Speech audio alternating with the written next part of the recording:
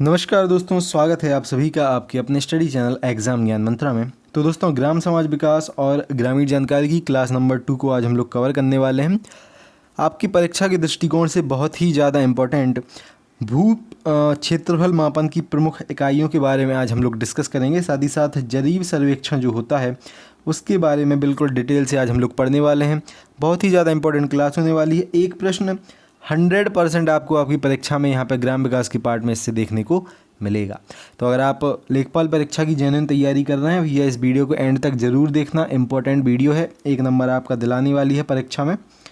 ठीक है, साथ ही साथ दोस्तों देखो, डूब कर मेहनत करो अपने आज पर। ठीक है, डूब कर मेहनत करो अपने आज पर, क्योंकि कल जब उभरोगे सबसे अलग ही निखरोगे। ठीक है, तो मैं मेहनत करने के लिए तैयार हूँ आपके साथ। आप लोग ही पूरी अपनी कैपेसिटी से मेहनत करिए। मैंने 2 महीने का टाइम आपको बताया था कि 2 महीने आप बिल्कुल झोंक दो अपने। ठीक है, पूरा अपना दाम दंड भेद सब निकाल के 2 महीने में आपको अपनी प्रिपरेशन करना है। और 2 महीने के बाद कुछ करना दोस्त, लेकिन ये जो 60 दिन आपको दिए गए हैं बहुत ही अच्छे तरीके से आपको इसमें तैयारी अपनी करनी पड़ेगी। ठीक है, बाकी ज़िंदगी पूरी डली है, कुछ भी करो उसमें, लेकिन ये जो 60 दिन है इसमें अच्छे से पढ़ाई कर लो। क्लियर? चलिए स्टार्ट करते हैं। साथ ही साथ मैं आप सभी से कहता हूँ, जिन लोगों ने दोस्तों अभी तक चैनल को सब्सक्राइब नहीं किया है, सब्सक्राइब कर लेना। ठीक है, बेल आइकन पे क्लिक करके उसको ऑल पे सेट ज़रूर कर लेना। जो भी हमारा अपडेट आता है, नोटिफिकेशन आता है, आपके पास सबसे पहले आ जाएगा। और डिस्क्रिप्शन में हमारे टेलीग्राम ग्रुप की लिंक दी गई है, अगर आप चाहें उसको भी ज्वाइन कर सकते हैं। इंपॉर्टेंट PDFs अपडेट सब कुछ आपको उस पर मिलते रहते हैं। चलिए तो स्टार्ट करते हैं दोस्तों। तो सबसे पहले देख लो कि भूमापन सर्वेक्षण, ठीक है, होता क्या है। तो दोस्तों देखो, लेखपाल और चकबंदी लेखपाल को भूमापन सर्वेक्षण का ज्ञान होना आवश्यक होता है। इसके लिए उनको भूमापन में प्रयोग आने वाले प्रमुख यंत्रों तथा मापन की इकाइयों का भी ज्ञान होना आवश्यक होता है। ठीक है, आपको पता होगा जैसे चकबंदी लेखपाल होता है या फिर राजस्व लेखपाल होता है, भूमि से रिलेटेड उनको बहुत ज़्यादा काम रहता है। ठीक है, किसानों से, जो किसानों की भूमि है उनसे रिलेटेड बहुत सारे काम रहते हैं, तो उसको नापने का प्रमुख जो कार्य करता है लेखपाल ही करता है। ठीक है, लेखपाल द्वारा भूमि सर्वेक्षण में प्रयोग किए जाने वाले प्रमुख यंत्र निम्नलिखित हैं। आपका जरीब यूज किया जाता है, पैमाने का यूज किया जाता है और गुनिया का यूज किया जाता है। लेकिन मुख्यतः किसका यूज किया जाता है? जरीब का उपयोग किया जाता है। ठीक है, खेत को नापने में लंबाई कितनी है, चौड़ाई कितनी है, ठीक है, इसको नापने में किसका उपयोग किया जाता है? जरीब का। क्लियर? चलिए इसको थोड़ा देख लो, जरीब सर्वेक्षण व इसकी विशेषताएं क्या होती हैं। तो दोस्तों, जरीब की भूभाग के सर्वेक्षण के लिए प्रयोग किया जाने वाला सबसे प्रमुख यंत्र होता है। और मुख्य रूप से यह कितने प्रकार का होता है? 2 प्रकार का होता है। अब ये जो हम लोग पढ़ने वाले हैं ये बहुत ज़्यादा इंपॉर्टेंट है। पहला होता है दोस्तों जरीब में शाहजहानी जरीब। ठीक है, शाहजहानी जरीब पहला होता है। लंबाई इसकी जो दी गई है बहुत ही ज़्यादा इंपॉर्टेंट है, 165 फीट की होती है शाहजहानी जरीब। ये बिल्कुल अपने दिमाग में उतार लो। ठीक है, शाहजहानी जरीब कितने फीट की होती है? 165 फीट की होती है। ठीक है, और इस जरीब में 9.9 इंच लंबे 200 कड़ियाँ होती हैं। ये इनमें से कोई भी प्रश्न आपसे पूछा जा सकता है, या तो इसकी लंबाई पूछ लेंगे या फिर इसमें कड़ियों की संख्या कितनी होती है वो आपसे पूछ लेंगे। तो 165 फीट लंबी होती है और 9.9 इंच लंबी, इसमें 200 कड़ियाँ होती हैं। ठीक है, और इससे जो सर्वेक्षण किया जाता है उसको थाकबास्ट सर्वेक्षण कहते हैं। क्या कहते हैं? शाहजहानी जरीब द्वारा किए गए सर्वेक्षण को थाकबास्ट सर्वेक्षण कहते हैं। क्लियर? चलिए अगली है दोस्तों गंटरी जरीब। शाहजहानी जरीब से देखो, इसके अलावा कोई भी प्रश्न आपका नहीं आएगा परीक्षा में। एक तो इसकी लंबाई आ सकती है, तो 165 फीट है। ठीक है, 200 कड़ियाँ होती हैं और इससे किया गया सर्वेक्षण थाकबास्ट सर्वेक्षण कहलाता है। इतना पढ़ लेना शाहजहानी जरीब से, और आगे कोई भी क्वेश्चन नहीं आएगा। क्लियर? आगे देखें गंतरी जरीब। ठीक है, तो दोस्तों देखो, शाहजहानी की थी 165 फीट, गंतरी की होती है 132 फीट। ठीक है, गंतरी जरीब की लंबाई कितनी होती है? 132 फीट इसकी लंबाई होती है। इसमें 200 कड़ियाँ होती हैं, लेकिन उनकी लंबाई कितनी होती है? 7.92 इंच की। जो शाहजहानी जरीब थी उसकी कड़ी की लंबाई थी 9.9 इंच, लेकिन जो आपकी गंतरी जरीब है इसकी कड़ी की लंबाई है 7.92 इंच, और इसमें भी 200 कड़ियाँ होती हैं। ठीक है, गंतरी जरीब से जो सर्वेक्षण किया जाता है उसको कहा जाता है कैडस्ट्रल सर्वेक्षण। ठीक है, गंतरी जरीब के सर्वेक्षण को क्या कहते हैं? कैडस्ट्रल सर्वेक्षण कहते हैं। इतना क्लियर है? चलिए आगे देखें छल्ला। ठीक है, छल्ले के बारे में दिया गया है, छल्ला क्या होता है इसको भी देख लेते हैं। तो दोस्तों जरीब की कड़ियों को एक दूसरे से जोड़ने के अतिरिक्त जरीब की लंबाई को घटाने या बढ़ाने में प्रयुक्त होता है छल्ला आपका। ठीक है, जो जरीब की कड़ियाँ होती हैं उनको आपस में जोड़ने के लिए, साथ ही साथ जरीब की लंबाई को घटाने या फिर बढ़ाने के लिए किसका उपयोग किया जाता है? छल्ला। तो डायरेक्ट ऐसा ही क्वेश्चन आपसे पूछ सकता है कि जरीब की कड़ियों को आपस में किस के माध्यम से जोड़ा जाता है? तो भैया छल्ला के माध्यम से जोड़ा जाता है। ठीक है, रिंग टाइप का इसी प्रकार का होता है। ठीक है, छल्ला आपको पता होगा क्या होता है। ठीक है, गट्ठा के बारे में बात करते हैं। तो दोस्तों जरीब में इसके कुल नाप के 10वें अंश के बराबर की नाप का एक गट्ठा भी लगा होता है। मान लो जरीब कितनी थी अपनी, 132 फीट की थी। ठीक है, तो 13.2 फीट का क्या लगा होगा? गट्ठा भी लगा होगा। ठीक है, जरीब में इसकी कुल लंबाई की 10वें अंश के बराबर की नाप का एक गट्ठा भी लगा होता है, जो छोटी लंबाई नापने के काम आता है। ठीक है, छोटी लंबाई नापने में किसका उपयोग किया जाता है? गट्ठे का उपयोग किया जाता है। क्लियर? चलिए, और गट्ठा आपसे पूछ लिया जाएगा किसका बना होता है, तो भैया गट्ठा बना होता है बांस का। ठीक है, जो जरीब में गट्ठा होता है वो किसका बना होता है? बांस का बना होता है। तो ये देखो बहुत ही ज़्यादा इंपॉर्टेंट 2-3 क्वेश्चन हम लोगों ने कवर किए। अब थोड़ा आप सर्वेक्षण से क्वेश्चन देख लो, जो इकाइयाँ होती हैं उनसे क्वेश्चन देख लो कि क्या क्या क्वेश्चन आपके बन सकते हैं। चलिए, तो यहाँ निकाल लूँ मैं उनको। चलिए दोस्तों, अब बात करते हैं भारत में भू क्षेत्रफल मापन की प्रमुख इकाइयाँ कौन कौन सी होती हैं, किन का उपयोग किया जाता है। क्लियर? सबसे पहले देखते हैं दोस्तों 1 एकड़। ठीक है, 1 एकड़ के बारे में बात करें तो सीधा आपसे क्वेश्चन आपके एग्जाम में आएगा, 1 एकड़ में कितने वर्ग गज होते हैं? सीधा क्वेश्चन। ठीक है, उत्तर आपको देना है 4840 वर्ग गज होते हैं 1 एकड़ में। ठीक है, और यूपी के बारे में हम लोग बात करें, यूपी में बेसिकली एकड़ का ही उपयोग होता है। ठीक है, हेक्टेयर में हेक्टेयर कहाँ जानते हैं हम लोग। ठीक है, कुछ ज़रूरत नहीं है हेक्टेयर की, एकड़ जानते हैं। 4840 वर्ग गज। 1 बीघा के बारे में बात करें दोस्तों, तो 1 बीघा में 3025 वर्ग गज होता है। ठीक है, और यहाँ पे देखो लिखा भी है, उत्तर प्रदेश में इसका यूज होता है। तो 1 बीघा में 3025 क्या होते हैं? 3025 वर्ग गज होते हैं। ठीक है, अगर आपसे बात करें 1 बिस्बा, तो दोस्तों 1 बिस्बा में 151.25 वर्ग गज होते हैं। ठीक है, 1 बिस्बा में कितने वर्ग गज होते हैं? 151.25 वर्ग गज होते हैं। ठीक है, और 20 बिस्वांसी या फिर 20 लाठा होते हैं किसमें? 1 बिस्बा में। 1 बिस्बा में कितने बिस्वांसी होते हैं? 20 बिस्वांसी या फिर 20 लाठा। क्लियर? कल जो मैंने एमसीक्यू करवाया था, एमसीक्यू नहीं, वन लाइनर वाला जो क्वेश्चन, उसमें ये क्वेश्चन था कि बिस्वा और बिस्वांसी का अनुपात क्या है। ठीक है, ऐसे ही कुछ क्वेश्चन था ना। चलिए आगे दोस्तों देखें तो अनुवांशी, 1 अनुवांशी बराबर होता है 24.5025 वर्ग इंच। ठीक है, इंच है, एक गज नहीं है, इसको ध्यान में रखना। आगे देखें दोस्तों 1 कंचवांशी, तो 1 कंचवांशी में 20 अनुवांशी होता है। ठीक है, आगे देखें दोस्तों 1 बिस्वांशी या वर्ग लाठा में 20 कंचवांशी होता है। सीधे सीधे रटने पड़ेंगे यार ये तो। ठीक है, समझने वाला इसमें कुछ है नहीं। ठीक, केमिस्ट्री का फॉर्मूला थोड़ी ना है कि 2 कार्बन चले गए 2 हाइड्रोजन आ गए, सीधा रटना है इसको, आपको भी पता है। चलो आगे देखें, अगर 1 बीघा, ठीक है, 1 बीघा के बारे में बात करें तो 20 बिस्वा होता है 1 बीघा में। 1 डेसिमल या फिर इसको डिसमिल भी कहा जाता है, 1 डिसमिल में कितने वर्ग गज होते हैं? 48.4 वर्ग गज होते हैं 1 डिसमिल में। ठीक है, और 1 एकड़ में कितने डिसमिल होते हैं भैया? 100 डिसमिल होते हैं आपके 1 एकड़ में। चलिए आगे देखें, 1 वर्ग किलोमीटर, 1 वर्ग किलोमीटर कितने एकड़ का होता है? तो 247.1 एकड़ का होता है 1 वर्ग किलोमीटर। 1 वर्ग मीटर के बारे में बात करें तो 10.763 वर्ग फीट के बराबर होता है 1 वर्ग मीटर। ठीक है, सीधे सीधे याद करना है आपको। साथ ही साथ मैं एक इम्पॉर्टेंट चीज़ बता दूं, कुछ यूट्यूब वाले देखो, मैंने देखा, कल देखा था मैंने, क्या कर रहे हैं, टॉप 1000 क्वेश्चन इसमें से फंस जाएगा, टॉप 2000 क्वेश्चन इसमें से फंस जाएगा, टॉप 500 क्वेश्चन उसमें से फंस जाएगा। भैया मैं एक चीज़ क्लियर कर दूं आपको।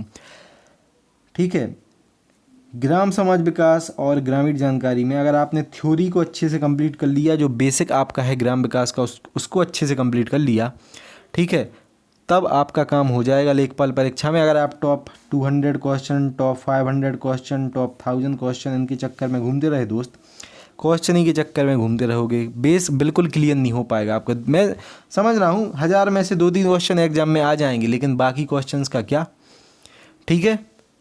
तो थ्योरी पे पहले फोकस करो, थ्योरी को अच्छे से कंप्लीट कर लो कि क्या योजनाएं थी, ग्राम विकास क्या रहता है, ठीक है, प्रधान क्या रहता है, ग्राम सभा क्या रहती है, कौन सा संविधान संशोधन हुआ था, पंचायती राज से किस में हुआ था, कौन सा गांव था, कौन सा क्या था, सब कुछ मैं पढ़ाऊँगा, ठीक है। थ्योरी कंप्लीट करवाऊँगा पूरी, और आपको भी थोड़ा, ठीक है, खुद भी अवेयर होकर पढ़ाई करनी है। टाइम बर्बाद मत करो, क्योंकि जो अपना टाइम है वो सही चीज़ों में लगाओ। क्लियर? चलिए, साथ ही साथ देखो, कुछ लोग मुझसे कल पीडीएफ का कह रहे थे, कमेंट बॉक्स मैंने पढ़ा था भाई, मैंने देखो क्लियर पहले ही आपको बताया था, मैं क्लासेस पूरी कंप्लीट करवाऊंगा, ग्राम विकास पूरा पढ़वाऊंगा, एमसीक्यू भी आपको करवाऊंगा, एग्रीकल्चर पूरी पढ़वाऊंगा, एग्रीकल्चर की एमसीक्यू करवाऊंगा। कल मैंने पूरा इंट्रोडक्शन ही बताया था कि हम लोग क्या क्या निचोड़ने वाले हैं ग्राम विकास में। बस पीडीएफ मत मांगा करो कि सर ये नोट्स पूरे पीडीएफ में दे दो, फ्री ऑफ कॉस्ट देखो मैं प्रोवाइड नहीं कर पाऊँगा, आपको भी पता है यूट्यूब पे सस्टेन करने के लिए थोड़ा कुछ पेड भी रखना पड़ता है, तो पीडीएफ ये पेड है, ठीक है। जो लोग एकदम चाहें कि पीडीएफ ही चाहिए, भैया डिस्क्रिप्शन में लिंक है फिर उसकी, ठीक है। मैं फिर से कह रहा हूँ, पूरा मैं पढ़वाऊँगा फ्री ऑफ कॉस्ट, पूरी क्लासेस चलेंगी। जो लोग पीडीएफ चाहें, डिस्क्रिप्शन में मैं लिंक दे रहा हूँ, ठीक है, वहाँ से फिर, क्योंकि मुझे कल मैसेज आए थे 4-5, ठीक है, पीडीएफ के लिए, सर पीडीएफ दे दो। मैंने कहा भैया देखो पीडीएफ फ्री ऑफ कॉस्ट नहीं दे पाऊँगा मैं, ठीक है। फिर उन लोगों ने पेड में ले ली, कह रहे सर चाहिए है मुझे, तो मैंने कहा चाहिए तो ले लो भाई, फिर क्या कर सकते हैं, ठीक है। तो मैं फिर से कह रहा हूँ, ये मत समझना कि मैं पीडीएफ यहाँ प्रचार कर रहा हूँ कि पीडीएफ ले ही लो, भैया मैं फिर से कह रहा हूँ, ठीक है, पूरा पढ़वाऊँगा। पीडीएफ में जितना है 63 पेज की पीडीएफ, उसमें जितना भी कंटेंट है, 63 पेज के मेरे खुद के नोट्स हैं, जितना भी कंटेंट है सब कुछ मैं उपलब्ध करवाऊँगा। एग्रीकल्चर भी पूरी उपलब्ध करवाऊँगा। अलग से जो भी आपके वन लाइनर क्वेश्चन रहते हैं डेली हम लोग कवर करेंगे, उनको सब कुछ करेंगे दोस्त। आपको बस क्या करना है, आपको सपोर्ट करना है मुझे, ठीक है। पीडीएफ के चक्कर में आप मत रहो यार, मैं पूरा करवाऊँगा, खुद नोट्स बनाओ, याद भी होता रहेगा, ठीक है। चलिए, और डिस्क्रिप्शन में लिंक है ही फिर पीडीएफ की। क्लियर दोस्त? चलिए आगे देखें, एक वर्ग मीटर के बारे में बात करते हैं। एक वर्ग मीटर बराबर कितना होता है, तो 10.763 वर्ग फीट के बराबर होता है एक वर्ग मीटर आपका। एक वर्ग मील के बारे में बात करें तो 640 एकड़ के बराबर होता है एक वर्ग मील। एक वर्ग गज के बारे में बात करें दोस्तों, तो 9 वर्ग फीट के बराबर होता है एक वर्ग गज। और एक एकड़ बीघा से अगर कंपैरिजन करें तो एक एकड़ बराबर होता है 1.6 बीघा।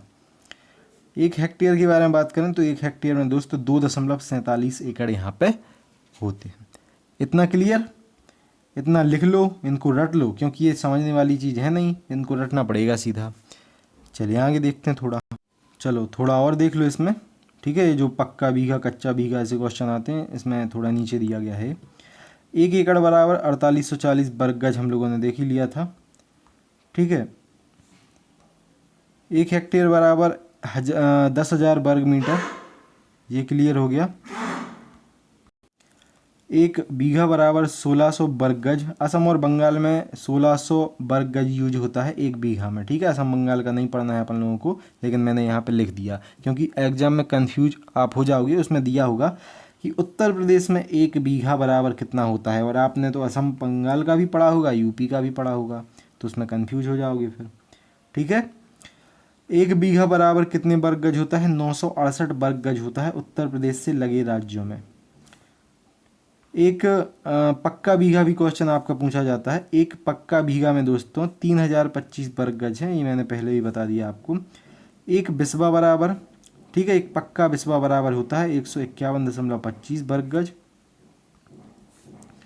उसके बाद एक विश्वांसी के बारे में बात करें तो एक विश्वांसी बराबर होता है 1/2 बीघा, आधा बीघा होता है एक विश्वांसी, ठीक है। एक एयर के बारे में बात करें तो 100 वर्ग मीटर होता है दोस्त एक एयर में, ठीक है। एयर ये हवा वाला एयर नहीं, AIR वाला नहीं, एक एयर ही अलग होता है, ठीक है। एक सेंटी के बारे में बात करें, एक सेंटी ईयर बराबर 1 वर्ग मीटर होता है। एक डेसिमल इसको हम लोग पढ़ ही चुके हैं, 48.4 वर्ग गज होता है। 1 वर्ग किलोमीटर 247.1 एकड़। वर्ग मीटर ये अपना पढ़ चुके हैं। वर्ग मील पढ़ चुके हैं। 1 मील बराबर ये देख लो 1.60934 किलोमीटर। ठीक है, क्योंकि आपको पता होगा मील बड़ा होता है, किलोमीटर छोटा होता है। ठीक है, तो ये दोस्तों जितनी भी हम लोगों ने इकाई ये पढ़ी हैं, ठीक है, और ये जो जरीब वाले क्वेश्चन पढ़े हैं, एक आपका क्वेश्चन 100% इसी में से आपको आपकी परीक्षा में देखने को मिलने वाला है। इतना बिल्कुल रट लेना, मैं तो ये कह रहा हूँ। ठीक है, रट लेना बिल्कुल। क्लियर। चलिए अब कुछ वन लाइनर क्वेश्चन भी देखते हैं जो बहुत ही ज़्यादा इंपॉर्टेंट हैं आपकी परीक्षा के दृष्टिकोण से। चलो सबसे पहला क्वेश्चन देखते हैं। ग्रामीण विकास हेतु केंद्र से आवंटित की जाने वाली धनराशि सीधे ग्राम प्रधानों के नाम से संचालित जो खाते होते हैं उनमें हस्तांतरित किए जाने की व्यवस्था सबसे पहले किस कार्यक्रम में की गई थी? तो भैया जवाहर रोजगार योजना कार्यक्रम में ये व्यवस्था की गई थी। इतना क्लियर है? किस योजना में? जवाहर रोजगार योजना में। चलिए अगला क्वेश्चन देख लेते हैं। पर्यावरण सुरक्षा अधिनियम, बहुत ही ज़्यादा इंपॉर्टेंट क्वेश्चन। ठीक है, सारे क्वेश्चन जो इसमें दिए गए हैं वैसे सारे इंपॉर्टेंट हैं, ये थोड़ा ज़्यादा इंपॉर्टेंट है। 1986 में आपका अधिनियम बना था पर्यावरण सुरक्षा अधिनियम। ठीक है, राष्ट्रीय एकता समिति का गठन हुआ था। तो दोस्तों 1967 में आपका राष्ट्रीय एकता समिति का गठन हुआ था। बहुत ही ज़्यादा इंपॉर्टेंट क्वेश्चन ये भी है। कौन सा कार्यक्रम भारत में हरित क्रांति कार्यक्रम का आधार बना था? तो सघन कृषि जनपद कार्यक्रम और सघन कृषि क्षेत्र कार्यक्रम, ये 2 कार्यक्रम आपके हरित क्रांति के आधार बने थे भारत में। आगे हम लोग अगर देखें, निम्न में से कौन सा ऐसा कार्यक्रम है जिसके 5 अन्य संगठक कार्यक्रम थे? तो दोस्तों एकीकृत ग्राम विकास कार्यक्रम जो था, इसके 5 अन्य संगठक कार्यक्रम थे। ठीक है, उत्तर हो जाएगा अपना एकीकृत ग्राम विकास कार्यक्रम। अगला क्वेश्चन देख लो, सबको इसका उत्तर पता होगा। भारत में भूदान आंदोलन किसके द्वारा प्रारंभ किया गया था? तो संत विनोबा भावे द्वारा आरंभ किया गया था भारत में भूदान आंदोलन। इम्पोर्टेंट था इसलिए मैंने करवा दिया। गांव में रसोई घरों में प्रयुक्त परंपरागत चूल्हे में ईंधन से उत्पन्न ऊष्मा का लगभग कितना प्रतिशत भाग बेकार चला जाता है? ठीक है, तो जो चूल्हे में लकड़ी या फिर जो भी रहता है उसमें जलाया जाता है उसका लगभग 70% भाग तो बेकार हो जाता है, बाकी 30% भाग का यूज होता है। ठीक है, निम्नलिखित में से कौन सा कार्यक्रम पहली पंचवर्षीय योजना में प्रारंभ किया गया था? तो दोस्तों पहली पंचवर्षीय योजना में अधिक उपजाऊ कार्यक्रम, ठीक है, अधिक अन्न उपजाऊ कार्यक्रम था। ये थोड़ा मिस्टेक हो गई है टाइपिंग में। अधिक अन्न उपजाऊ कार्यक्रम, समुदाय विकास कार्यक्रम, राष्ट्रीय प्रसार सेवा कार्यक्रम, ये 3 कार्यक्रम आपके पहले पंचवर्षीय योजना में प्रारंभ किए गए थे। अगला देख लो, निर्मल ग्राम योजना का संबंध निम्नलिखित में से किससे है? ठीक है, तो जैसे कि अभी स्वच्छ भारत अभियान चल रहा है ना, ठीक है, उसी प्रकार से मैंने जैसा कि आपसे कहा था कि एक और योजना थी पहले, निर्मल ग्राम योजना या फिर निर्मल भारत अभियान। इसमें मलमूत्र, ठोस एवं अर्ध ठोस कचरे का स्वच्छ निस्तारण उससे संबंधित था ये। ठीक है, चलिए अगला क्वेश्चन देख लेते हैं। National food for work program या फिर काम के बदले भोजन योजना भी इसको कह सकते हैं, इसकी शुरुआत कब की गई थी? तो 14 नवंबर 2004 को शुरुआत की गई थी national food for work program की। ठीक है, बहुत ही ज़्यादा इंपॉर्टेंट है क्वेश्चन, इससे बन सकता है क्वेश्चन पेपर में। क्लियर। तो दोस्तों देखो, जरीब पढ़ लिया हम लोगों ने, भूमि मापन पूरी इकाइयाँ पढ़ ली, साथ ही साथ ये MCQ हम लोग डेली पढ़ते रहेंगे। ठीक है, मोस्ट इंपॉर्टेंट आपकी क्लास थी। एक क्वेश्चन 100% आपको आपकी परीक्षा में देखने को मिलने वाला है इस वीडियो से। तो मैं आशा करता हूँ आपको ये कंटेंट पसंद आया होगा। ठीक है, वीडियो को आप लाइक कर ही सकते हैं अब। क्लियर दोस्तों। साथ ही साथ जैसा कि मैं आपसे कहता हूँ, आपके जो सुझाव हैं आप कमेंट बॉक्स में दे सकते हैं। इसमें और क्या हम लोग बेहतर करें आप ज़रूर कमेंट बॉक्स में हम लोगों को बताएं। वीडियो अच्छी लगी हो तो थोड़ा अप्रिशिएट भी कर दें कमेंट बॉक्स में, अगर करना चाहें तो। क्लियर दोस्तों। चलिए, साथ ही साथ प्रीवियस की हम लोग क्लास आपको पता होगा चला रहे हैं। ठीक है, जो प्रीवियस क्वेश्चन है ग्राम समाज विकास ग्रामीण जानकारी या फिर लेखपाल परीक्षा के जो भी पूछे गए थे, अगर आपने उनको नहीं देखा है, ठीक है, उनको भी देख सकते हैं वीडियोज़ के सेक्शन में जाके। साथ ही साथ जैसा कि मैंने आपको बताया, कमेंट बॉक्स में आप अपने सुझाव ज़रूर दें। ठीक है, चलिए मिलते हैं दोस्तों अगली वीडियो में कल, और इसका जो इम्पोर्टेंट कंटेंट है हम लोग कवर करेंगे पूरा। आप बिलीव करके क्लासेस को ले सकते हैं, हूक के रख देंगे ग्राम समाज विकास ग्रामीण जानकारी को, इतना मैं आपको इंश्योर कर सकता हूँ। क्लियर दोस्तों, चलिए जय हिंद जय भारत, भारत माता की जय, हैव अ ग्रेट डे।